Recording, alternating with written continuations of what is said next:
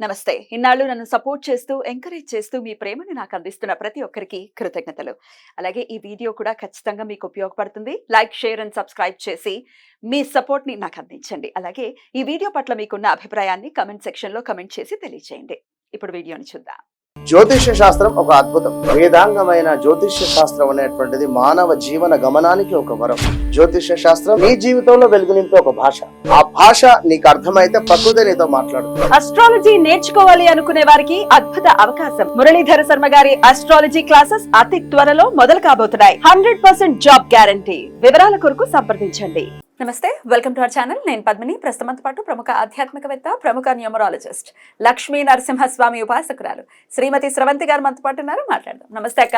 నమస్తే పద్మిని. ఆదివారం అమావాస్య రావటం అనేది జరుగుతూనే ఉంటుంది, అప్పుడప్పుడు వస్తూ ఉంటుంది. వచ్చినప్పుడు చాలా విశేషంగా వినియోగించుకుంటుంటాం. కానీ ఇట్లాంటి కాంబినేషన్ తో రావడం అనేది ఫస్ట్ టైం నేను కూడా చూడడము ఈ 2 years లో అట్లీస్ట్.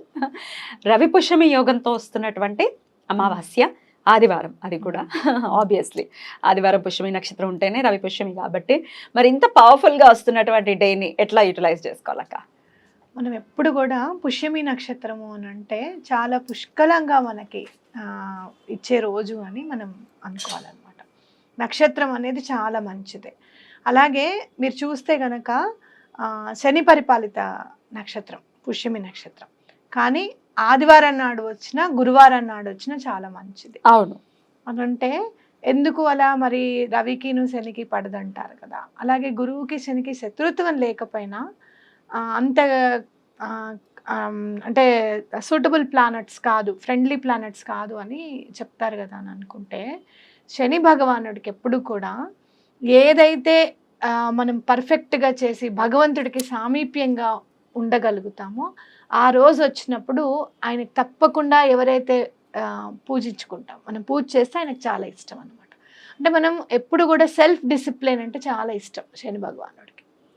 కాబట్టి గురువారం వచ్చి పుష్యమి నక్షత్రం వస్తే యోగకారకమైనది. అలాగే ఆదివారం నాడు పుష్యమి నక్షత్రం వస్తే యోగకారకమైనది అని మన అందరికి తెలిసిన విషయమే. అంటే ఈసారి ఇంకా మనకి ప్రకృతి ఇచ్చిన వరప్రసాదంగా మనం భావించాలి అని అంటే అమావాస్య ఆదివారం నాడు రావడం అనేది చాలా వైశిష్ట్యమైనది. కాబట్టి మనకు అలాంటి రోజు మనం ఉపయోగించుకోవాలి అంటే ప్రకృతి సహకారం తీసుకోవాలి. మనం ఎలా తీసుకోవాలి ప్రకృతి సహకారము అని అంటే, మేడి చెట్టు మనందరికీ తెలిసిన విషయం. ఔదుంబర వృక్షము అని కూడా అంటారు. తప్పకుండా దత్తాత్రేయ స్వామి, ఆ శ్రీపాద శ్రీవల్లభులు ఆ ఔదుంబర వృక్షం దగ్గర నివసిస్తారు. అక్కడ కూర్చొని మనం పూజ చేసుకున్నా చాలా మంచిది, లేకపోతే సిద్ధమంగళ స్తోత్రం చదువుకున్నా చాలా మంచిది. ఆ చెట్టు నీడ తగిలితేనే మనం చాలా అదృష్టవంతులంగా మనం భావిస్తాం. మనందరికీ తెలిసిన విషయము శ్రీ నృసింహ సరస్వతి స్వామి వారు కుష్ఠవ్యాధి నిర్మూలన చేయడానికి ఒక ఎండు మేడు కర్ర ఇచ్చేసి అది అది ఎప్పుడైతే చిగురిస్తుందో తప్పకుండా నీకు వ్యాధి తగ్గిపోతుంది అని చెప్తారన్నమాట. కాబట్టి అలా చిగురించడం, అతనికి వ్యాధి తగ్గిపోవడం, ఈ రోజుకి ఆ చెట్టు నీడలో ఎంతో మంది గురుచరిత్ర పారాయణం చేస్తున్నారు, మనందరికీ తెలిసిన విషయమే. అలాంటప్పుడు ఈ ఆదివారం అమావాస్య వచ్చినప్పుడు మన ఇంట్లో నెగటివిటీ అంతా వెళ్ళిపోయి పాజిటివిటీ రావడానికి, స్థిర లక్ష్మి మనకి రావడానికి మీరు ఎప్పుడైనా అమావాస్య నాడు లక్ష్మీ అమ్మవారిని పూజిస్తే చాలా మంచిది. అది కూడా మీరు 7:38 తర్వాత మనం ఎందుకు మేనిఫెస్ట్ చేయమంటాం అనంటే, ఆదివారం నాడు 7:38 మూన్ రైజ్ టైం కూడా ఉంటుంది మనకి. అప్పుడు గనక మనం మేనిఫెస్ట్ చేసుకుంటే చాలా మంచిది. అంటే నైట్ 9:30 తర్వాత కూడా మనం అమ్మవారికి సంబంధించిన స్తోత్రం కానివ్వు, లేకపోతే అమ్మవారికి మన కష్టం అంతా ఎదురుగుండా అమ్మవారి కూర్చుంటే మనం ఎలా చెప్పుకుంటామో, అమ్మ నాకు ఇది ఎలా అయినా సరే తీర్చమ్మా అని చెప్పడం అనేది చాలా ఇంపార్టెంట్. కాబట్టి అలా చేసుకుంటే మంచిది. కాబట్టి మీరు ఏం చేస్తారంటే, మేడి చెట్టు వేరు దొరుకుతుంది అక్క, దొరుకుతుంది. లేదు అంటే కనుక మనం నర్సరీలో మేడి చెట్టుని కొనుక్కొని చక్కగా తెచ్చేసుకొని అందులో నుంచి ఒకటి ఇలా పక్క నుంచి తీస్తే వేరు అనేది వస్తుంది మనకి. లోపల నుంచి తీస్తే మొత్తం మొక్క తీసేయకూడదు. మొక్కలో కొంచెం ఎక్కడైతే మనకి వేరు లభిస్తుంది అని అనుకున్నామో అది తీసేసుకొని ఆ పైన కట్ చేసుకొని మళ్ళీ మీరు నాటేది. ఓకే, లేదు అంటే కనుక దాన్ని ఒక వాటర్ బాటిల్లో పెట్టినా కూడా మళ్ళీ నెమ్మదిగా వేరు సంతరించుకుంటుంది. ఓకే, ఆ వేరుని మీరు చక్కగా కడిగేసేసి పూజ రూమ్లో ఆదివారం నాడు చక్కగా ఆ వేరుని పెట్టుకొని మీరు పూజించండి. ఇది చక్కగా ఎండిపోతుంది. మీరు చక్కగా దానికి గాలి వచ్చేటట్టుగా పెడితే ఎండిపోతుంది. పూర్తిగా ఎండిపోయిన తర్వాత చక్కగా ఏదైనా ఒక బాక్స్లో పెట్టేసుకొని పూజ గదిలోనే పెట్టుకోవచ్చు. ఓకే. అసలు మనం ఏదైనా కూడా అఖండ సౌభాగ్యం అనేది కోరుకుంటాం ఆడవాళ్ళం. అఖండ సౌభాగ్యం, అలాగే ఆర్థిక స్థిరత్వం, లక్ష్మీదేవి తప్పకుండా ఉంటుందన్నమాట ఆ ఇంట్లో ఎక్కడైతే మేడి చెట్టు వేరు ఉంటుందో. అయితే ఇవాళ చాలా అంటే మిరకిల్గా అనిపిస్తుంది నాకు. భగవంతుడు మన యందు ఉన్నాడు అని అనిపిస్తుంది. నేను వీడియో చేద్దాము ఏం చేయాలి అని నేను అనుకుంటున్నప్పుడు ఇలా రవి పుష్యమి యోగం ఉన్నప్పుడు మేడి చెట్టు తీసుకువెళ్ళి పెట్టుకుంటే చాలా మంచిది. వేరు తీసుకొచ్చి పూజ రూమ్లో పెట్టుకొని చక్కగా పూజ చేసుకొని అది చక్కగా ఎండిపోయిన తర్వాత దాచుకుంటే లక్ష్మీదేవికి చాలా ఇష్టము అని చెప్పి రాసుందనమాట. అబ్బా ఇది చెప్పాలి, ఎప్పుడైనా వచ్చిన రవి పుష్యమి యోగం వచ్చినప్పుడు చెప్పాలి అని అనుకోవడము. నేను ఇక్కడికి రాగానే నువ్వు అక్క ఆదివారము అమావాస్య పుష్యమి నక్షత్రం అనేసరికి ఆ శ్రీవల్లభులే చెప్పించారేమో, అలా కనపడేటట్టు చేశారు. సడన్ గా ఇట్లా బుక్ ఓపెన్ చేస్తే అదే వచ్చింది అనమాట. భలే ఆశ్చర్యం అనిపించింది నాకు. అలాగే మీరు బంగారం కొనుక్కోవాలి అంటే కూడా అమావాస్య చక్కగా రవి పుష్యమి యోగం ఎంతో కొంత కొనుక్కోండి. అమావాస్య రోజు కొనకూడదు కదా, మనం కొనం కదా, ఇట్లా రకరకాల సెంటిమెంట్స్ ఉంటాయి కదా. అమావాస్య నాడు ఏ పని చేసినా ఈ పని చేయొద్దు ఆ పని చేయొద్దు అని చెప్పారు, కానీ బంగారం కొనుక్కోవచ్చు. ఎందుకనంటే అక్కడి నుంచి మీకు మూన్ రైజ్ అవుతుంది అనమాట, ఎదుగుతూ ఉంటుంది. కాబట్టి అలాగే దినదిన ప్రవర్ధమానం అవుతుంది మనం చేసేది అని. అంటే సాధారణంగా మనం ఏం చేసినా తప్పు చేస్తాము, లేకపోతే ఏదైనా వెళ్ళి ఖర్చు చేస్తాం, అవునా కదా? జనరల్ గా మనం సరుకులు తెచ్చుకుంటాం, అమావాస్య నాడు సరుకులు తెచ్చుకోకూడదు. అలాగే షేవింగ్ చేసుకోకూడదు. భార్యాభర్తల సంగమం పనికిరాదు. అర్థమైందా? అందుకని చేయకూడని పనులన్నీ ఎన్ని చెప్తారు లిస్టులు, ఇంకేం చేయమంటావు అని అడుగుతారు మన వాళ్ళు. చేయాల్సినవి చెప్పు, చేయకూడని కాదు. అందుకని అమావాస్య నాడు అసలు ఏ పని చేయకండి అని చెప్తారు. ఇవన్నీ ఎందుకు అని చెప్పి. కాబట్టి మంచి పనులు ఏమైనా సరే దినదిన ప్రవర్ధమానమయ్యే పని ఏదైనా కూడా మనం చేయొచ్చు అనమాట. అంటే మరి సృష్టి కార్యం ఎందుకు, మనకు అది ప్రవర్ధమానం అయ్యేదే కదా అని మనకి డౌట్ వస్తుంది. అయితే ఎప్పుడైతే మనం తల్లిదండ్రులు అవ్వాలి అని అనుకుంటామో అప్పుడు ఏంటంటే సోల్స్ని మనం ఇన్వైట్ చేస్తాం. ఏవైతే మనకి కడుపున జన్మించాలో వాళ్ళ సోల్స్ మనని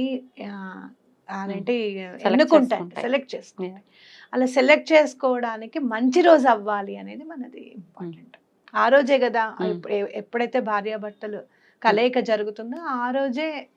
ఎప్పుడు మనకి అవుతుందో తెలియదు, ఎప్పుడు మనం కన్సీవ్ అవుతాం అనేది తెలియదు కదా. కాబట్టి అది మంచి టైం అవ్వాలి అని చెప్పి మన పెద్దలు చెప్తారనమాట. కాబట్టి అలాంటివి చేయకుండా అమ్మవారిని పూజించడం కానీ, అమ్మవారికి సంబంధించింది తెచ్చుకోవడం కానీ, అలాగే ఇట్లా ప్రకృతి మనకి సహకరిస్తుంది. ఈ నక్షత్రం వచ్చినప్పుడు ఈ రోజు ఈ తిథి అన్నీ కలిసి వచ్చాయి కాబట్టి మేడి చెట్టు వేరు తీసుకొచ్చుకోవడం కానీ ఇలాంటివి చేసుకుంటే చాలా మంచిది. రైట్. ఖచ్చితంగా తెచ్చుకొని ఆ రోజే తెచ్చుకోమంటారక్క, ముందు రోజు తెచ్చుకోవచ్చా మేడి చెట్టుని? ఆ రోజు తెచ్చుకుంటే మంచిది. పొద్దున్నే తెచ్చేసుకోవచ్చు. పొద్దున్నే తెచ్చుకోండి, సాయంత్రం ఇలా దేవుడి గదిలో సాయంత్రం పెట్టుకోండి.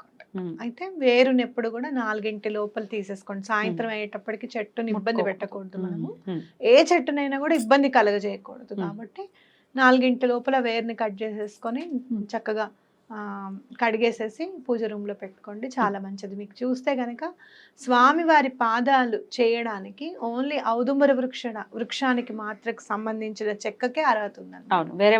వేరే వాటితో చెయ్యరు అసలు. పాదాలు ఉన్నాయి అని అంటే స్వామివారు ఉన్నట్టే. మీకు ఒకవేళ ఎవరైనా సరే ఔదుంబర వృక్షానికి సంబంధించిన పాదాలు తెచ్చి పెట్టుకోవాలి అని అనుకుంటే ఇంకా చాలా అదృష్టం. మీకు గనక ఆ పాదాలు దొరికితే కూడా చాలా అదృష్టం.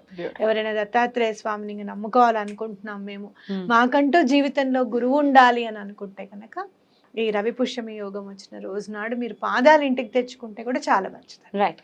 మేనిఫెస్టేషన్ కూడా అన్నారు, ఎట్లా మేనిఫెస్ట్ చేసుకోవచ్చు? ఎదురుగుండా అమ్మవారు కూర్చుందని అనుకోండి, చాలా మందికి ఆర్థిక ఇబ్బందులు చాలా ఉన్నాయి పద్మిని. అలాగే ఆరోగ్యానికి సంబంధించింది కూడా ఉన్నాయి. మీరు చక్కగా ఆర్థిక ఇబ్బందులు ఉన్నాయి అంటే గనక మన చక్రమిడి ఒకటి చేసుకోవడం, చక్రమిడి మర్చిపోద్దు.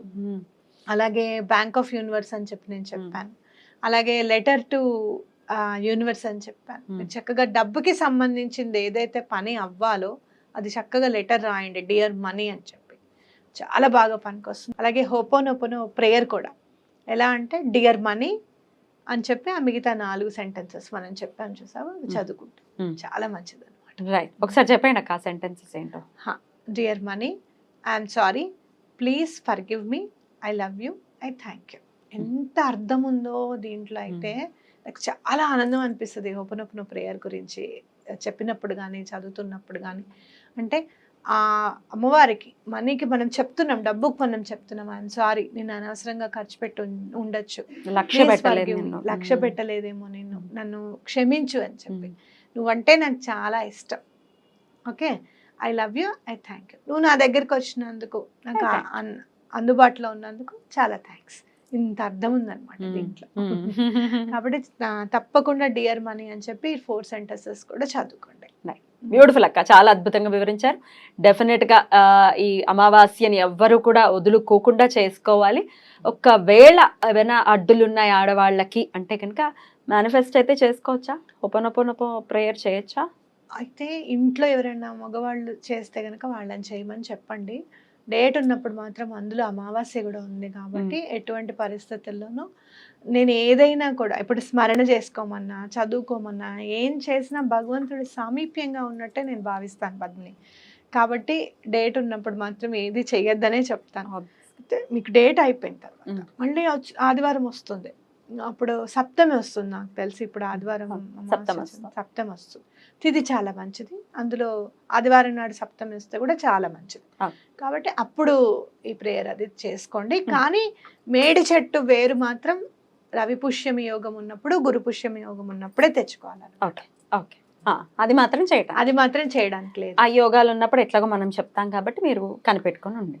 ఈ నెల మీరేమన్నా పక్క కూర్చుంటాము మేము ఇంకా అని అనుకుంటే గనక, ఒకవేళ మీరు పక్కన కూర్చుంటే మీ ఇంట్లో వాళ్ళు మీరు చెప్పినట్టుగా రాసుకోమని చెప్పండి, ఇది చేయాలి ఇది చేయాలి అని చెప్పి చక్కగా చెప్పండి వాళ్ళకి, నర్సరీకి వెళ్ళడము తీసుకురావడము. కాకపోతే మీరు అసలు ముట్టుకోకుండా పక్కన కూర్చోవాలన్నమాట. అదే రైట్ అక్క. ఇంట్లో పెంచుకోవచ్చా మేడి మొక్కని? పెంచుకోవచ్చు పద్మిని, కాకపోతే ఇట్లా డేట్ ఉన్నప్పుడు దాన్ని ముట్టుకోవడం కానీ అంతే. రైట్, అద్భుతం అక్క, చాలా బ్యూటిఫుల్ గా ఎక్స్ప్లెయిన్ చేశారు. Thank you so very much అక్క. నమస్తే.